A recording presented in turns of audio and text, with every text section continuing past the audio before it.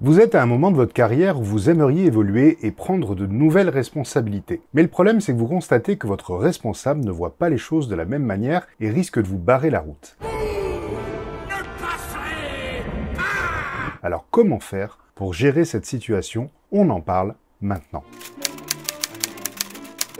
Bonjour et bienvenue dans cette nouvelle brève. Alors peut-être êtes-vous dans cette situation où vous êtes en poste depuis un certain temps, vous pensez avoir fait vos preuves, ou encore vous avez cette sensation d'avoir fait le tour de ce qu'il y avait à faire dans vos fonctions actuelles et vous aimeriez passer à l'étape supérieure et évoluer vers d'autres responsabilités. Prendre de l'échelon, du grade et du salaire. Sauf que vous avez soit la sensation désagréable que votre manager ne va pas vous soutenir dans cette démarche, ou pire encore, qu'il risque de vous mettre des bâtons dans les roues pour vous empêcher d'avancer. J'ai déroulé mes rêves sous tes pieds.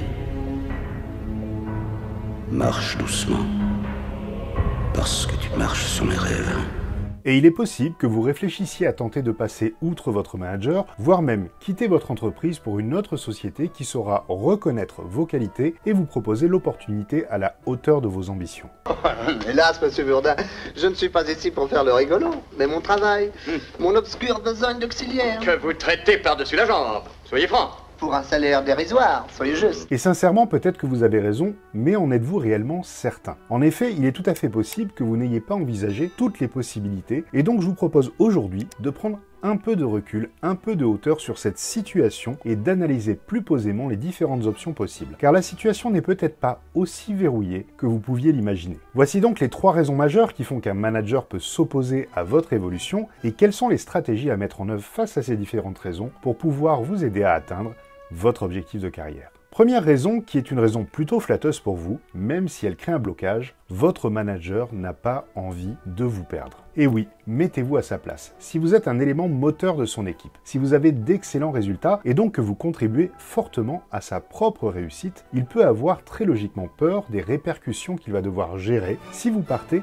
et c'est tout à fait compréhensible. Imaginez, si vous partez, il va se retrouver dans l'obligation de trouver en urgence un moyen de compenser l'impact de votre départ avec l'équipe restante. Il va donc devoir éventuellement recruter une nouvelle personne pour vous remplacer, la former et tout ça en espérant ne pas trop y perdre des plumes le temps que cette personne atteigne un niveau de performance et de compétence au moins similaire au vôtre. Et ça, c'est dans l'hypothèse que cette nouvelle recrue arrive éventuellement un jour à faire au moins aussi bien que vous. Alors oui, je suis d'accord que normalement un manager est censé accompagner son équipe dans son désir d'évolution de carrière. Mais comprenez bien qu'il a le droit d'avoir peur, votre manager. Alors maintenant, que faire pour le rassurer au mieux afin de lever ses craintes? Eh bien la méthode la plus simple est que vous le rassuriez en lui apportant des garanties afin que ce changement ne soit pas trop brutal pour lui. Par exemple, vous pouvez vous-même lui proposer des personnes que vous savez excellentes pour vous remplacer. Et encore mieux, vous pouvez même lui proposer à votre responsable de former vous-même cette nouvelle recrue à vos méthodes si efficaces. Vous pouvez aussi la présenter à vos différents interlocuteurs pour faciliter la transition et ainsi faire gagner un temps précieux et une énergie considérable à tout le monde.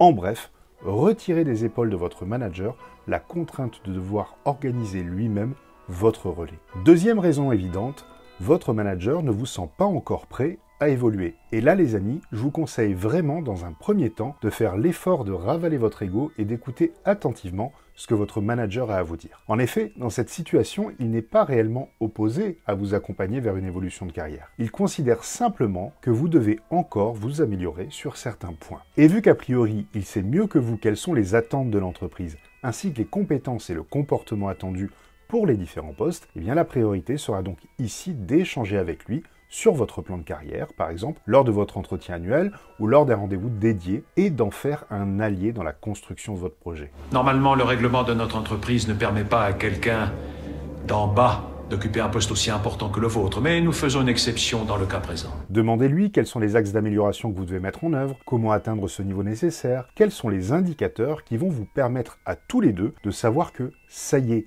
vous avez atteint le niveau voulu, et enfin, est-ce qu'il est d'accord de vous soutenir dans ce désir d'évolution une fois que ces indicateurs seront au vert. Donc en bref, faites-en un mentor et un allié de votre projet de promotion. Et enfin, troisième raison, qui est la plus complexe, votre manager ne vous croit définitivement pas capable d'évoluer vers ce nouveau poste, ou encore vous êtes en conflit avec lui. Alors oui, bien sûr, s'il y a conflit, vous pouvez d'ores et déjà essayer de régler ce conflit avec lui pour pouvoir repartir sur des bases plus saine. Mais s'il est tout simplement opposé à votre évolution, une autre question que vous pouvez vous poser, c'est est-ce que votre manager est amené à rester à ce poste ou est-ce qu'il va bouger prochainement? Car si c'est le cas, peut-être pouvez-vous attendre qu'il ne soit plus là pour en profiter. Sinon, eh bien c'est le moment de tenter votre chance auprès de votre N+2 et de lui expliquer la situation. Et là encore, si rien ne bouge après quelques mois, vous pouvez aller solliciter un rendez-vous avec les RH. Ou encore, c'est une évidence, peut-être qu'il est temps de remettre à jour votre CV, de reprendre contact avec des chasseurs de tête, de consulter les annonces d'emploi, de faire jouer votre réseau ou d'envoyer des candidatures spontanées. Bref, vous l'aurez bien compris, d'aller voir ailleurs. Deux intellectuels assis vont moins loin qu'une brute qui marche. Car si vous ne vous sentez plus respecté dans votre entreprise actuelle, eh bien vous n'avez plus aucune raison d'y rester. Ce que je veux dire, c'est que le manque de cuillère en argent t'a attribué une certaine place, mais tu pourrais en changer.